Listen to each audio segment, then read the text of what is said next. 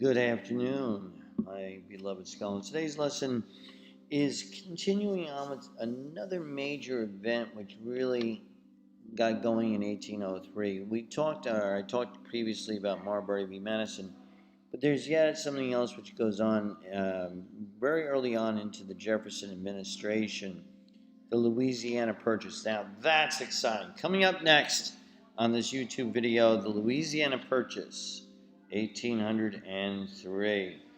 Well, the one thing that I think of when I think of the Louisiana Purchase is I go back to the fundamental distinction between a strict constitutionalist and a loose constitutionalist, sometimes referred to as a strict constructionist or a loose constructionist. Now, those terminologies are pertaining to the viewpoints or the ideology that a particular individual had, in this case, the founding fathers, concerning the Second Constitution. Did they believe that when issues came up that there should be a strict interpretation or a loose interpretation? Strict meaning you do not go outside the guidelines of what the Constitution says explicitly, that meaning obviously the Second Constitution.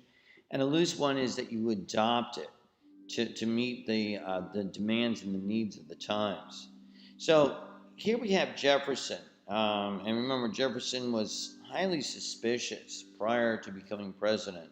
So you might argue that he was really a strict constructionist or a strict constitutionalist, unlike someone like John Adams, for example, who would be much looser in his interpretation of things.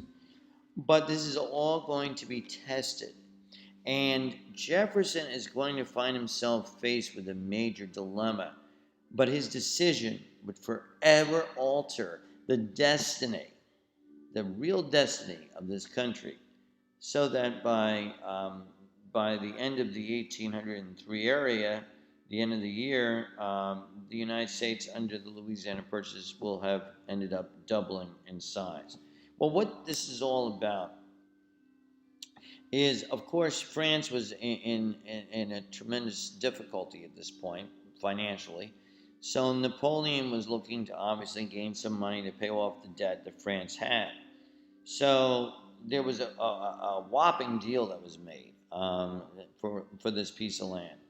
So Jefferson was going to end up paying $15 million, or essentially $18 per square mile, and to France for the land.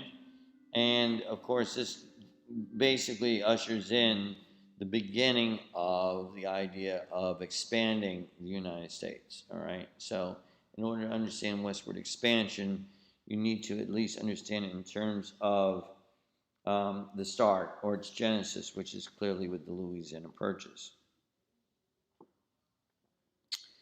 Moreover, this gave the United States the right to really obtain Indian lands, and basically began to set the stage where the United States began to look sort of, seriously, was being seriously taken by the other nations, particularly the imperial nations of the time. So this began to set a stage that really started, like I said, western expansion and us moving out west. Okay. Well, if you actually think in terms of it, again, the area that we're talking to in particular today would be the states of Montana, or at least a good part of it, Wyoming, Colorado, Oklahoma, Kansas, Nebraska, South and North and South Dakota, Iowa, Missouri, and Arkansas.